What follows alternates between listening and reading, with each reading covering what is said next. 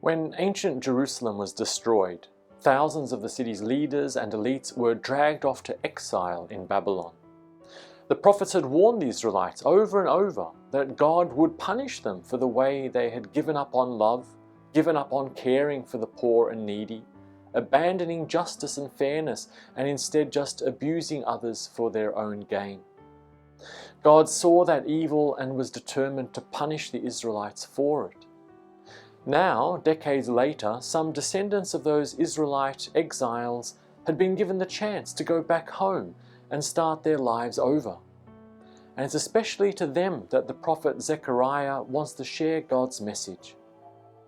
Those exiles and their ancestors had once counted as Jerusalem's elite. They were wealthy, powerful, and respected in society, but they sinned, they abused their power, and they were punished for it. So in verses 2 to 6, Zechariah wants to know, have they learned from those old mistakes? Have they learned from the way that God punished their ancestors? Have they learned that when God demands fairness, justice, and goodness in society, that God really means it? If the returning exiles have learned this lesson, then there's hope that they will be able to live good lives again back home in Jerusalem. In verses 7 to 17, Zechariah has a vision.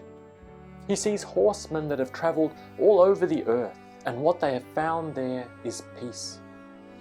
Yet in a whole world at peace, Jerusalem stands out as an exception. Jerusalem still carries the scars and suffering of God's judgment against them, and they don't yet have that peace. But the choice is up to them.